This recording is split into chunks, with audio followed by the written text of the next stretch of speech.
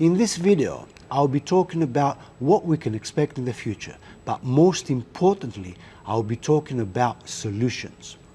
I will start laying out a blueprint of what we can do that could improve our quality of lives, restore our freedoms, and hopefully contribute to getting us back to normal as we knew it. As I had predicted on my first video in early December of 2021, we are in deep trouble. The people in charge today, all of them have failed us in the worst possible way at a time we really needed them to protect us, protect our livelihoods and well-being.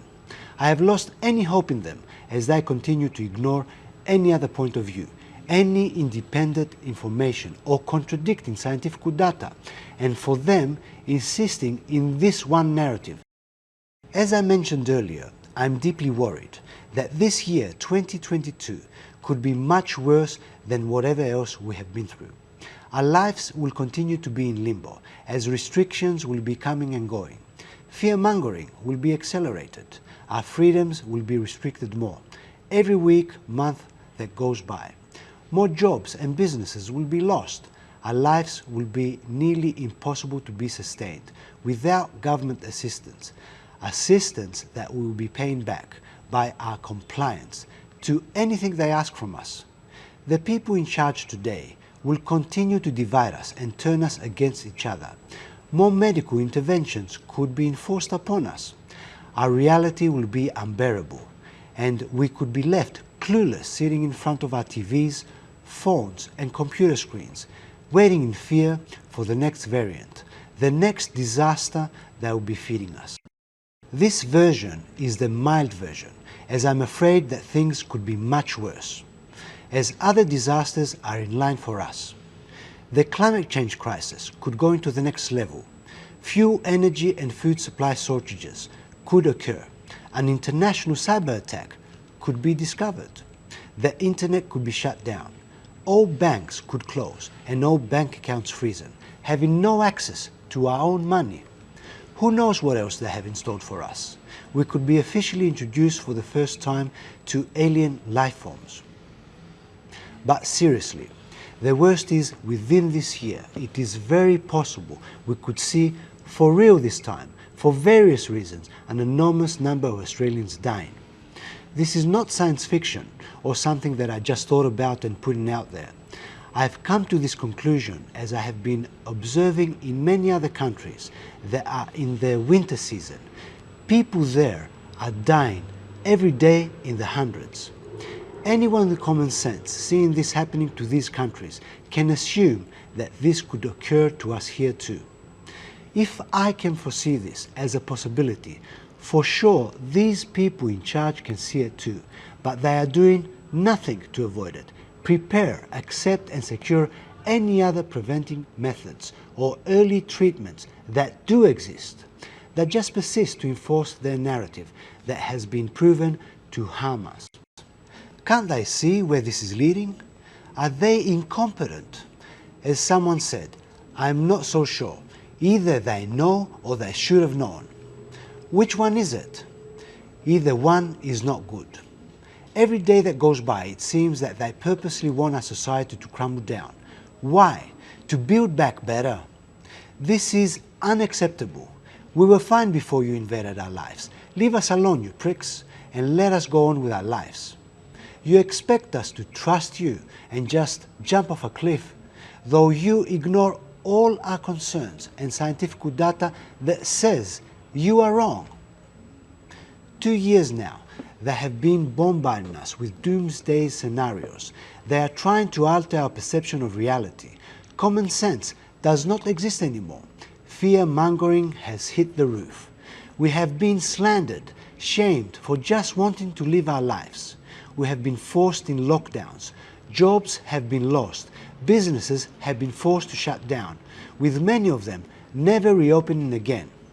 The remaining businesses have been held in a chokehold, are suffocating and struggling to survive. We have been told and ordered how to celebrate Christmas and New Year's. We have been treated as ignorant little kids. Censorship is everywhere to whoever has a different opinion to theirs. We have been denied preventional medications and treatments that exist. We have been treated as livestock and offered only an injection that may help us when infected. Have been forced to accept this injection against our will, no questions asked, though no one in reality can know of any possible long-term effects. But it does not end there. They persist forcibly to set up new rules on how we must live our lives. This is an ongoing assault to our natural existence as human beings and life as we knew it, and this must stop before it's too late, before there is no return. It's time for you to ask yourselves the question, is this the way of life you want for yourselves, your friends and families? If you're happy, no problem. Sit down and do nothing. Log on your Facebook and Instagram page. Continue posting how beautiful and happy you are. Live in the metaverse and dream of what you would be liking to do.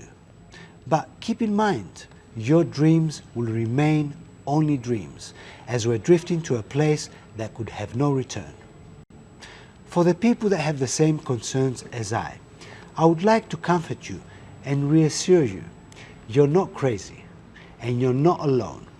There is millions of us out there that use common sense and can see clearly that something is very wrong here. That's why we must step in and get involved to contribute to get us out of this mess. There are solutions. I will mention a few today. 1.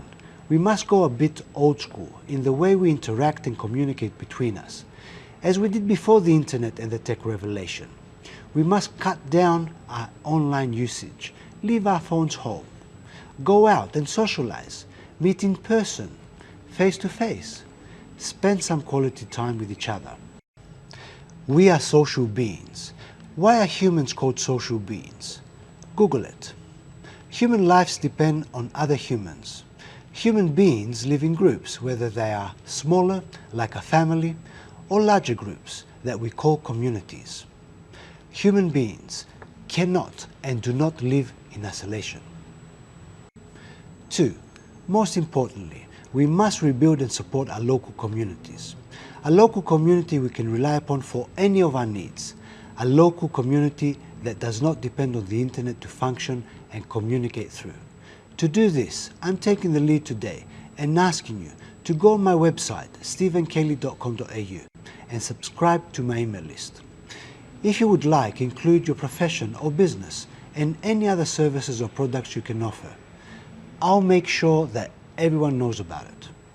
As we speak, I'm creating a system that will support this cause. The next step for me will be to initiate our first event that all of us can meet and mingle. It's time for us to go back to our nature as human beings and socialize with each other. 3. Spread the word that something is very wrong here. When you're talking about this subject, forget about any conspiracies, about religion, prophecies, about anything that has nothing to do with the actual problem, as this can make someone distance themselves and dismiss you altogether before you have the opportunity to pass on the information that could help them see what really is happening here. Use only reputable sources relevant with the subject you're talking about. Example, if your subject is health, choose a well-known doctor or a scientist that knows what he's talking about and can be trusted. When you're talking to someone that has never questioned or doesn't really want to know, don't spend more than 5 minutes talking about this. Pass on the information and then change the subject. Go back on having a good time. The best approach I've seen is just to ask them their opinion. You could say, "Hey John, I'm confused about this and need your opinion." Then present them the information, a document or a video from a reputable source. Example, John Ioannidis, that is a medical scientist, a professor at the Stanford University, who has made contributions to evidence-based medicine, epidemiology, and clinical research. There are thousands of reputable doctors, scientists, and researchers out there that you can pick from. Send them this information and then wait for them to review it. When they have viewed this, and only then you can discuss further this matter. Otherwise, there's no point, as they are not aware of this information and cannot cast their opinion. That's it. nothing more or less. Remember that you can't force your beliefs or opinions to others. They must be ready to see it. They must want to, as it is the same thing for anything else in life. The only thing you can do is give them the ability to be informed. From there on, it's up to them. When and if they are ready, they will come back to you. 4. Look after yourselves. If you're not well, when the time comes and your friends or family need help, you will not be in the position to do so. 5. Make sure you vote in the next elections. This could be a long shot, but it's worth a try. Spread the word that we can't trust the Liberals, Labour and Greens again. You can't even vote for one of them that could have gone against this mainstream narrative, as they will be a minority within their own political party and they will be outnumbered. If there are a few politicians within these three political parties that did ask questions and went against this mainstream narrative, they must leave now and go and join another political party that has the same values with them. If they don't do so, forget about them. No matter the good intentions, they'll be worthless to us. Here I would like to say, do not think that I'm naive and cast all my hopes on the next elections. As one, the Liberals, Labour and Greens are very well established and have the support of the mainstream media. 2. The integrity of the results can be compromised. We have seen this in other countries. Who can't suggest that this could happen to us here too? For that reason, I would suggest for everyone to go and vote in person and don't trust voting by post or the internet. As I said earlier, the elections are a long shot, but it's worth a try, as this is the easiest way for us to get out of this madness and instantly get our lives back, get back to normal as we knew it. 6. Share this video, as everyone reacts upon the information they have, and this information is censored.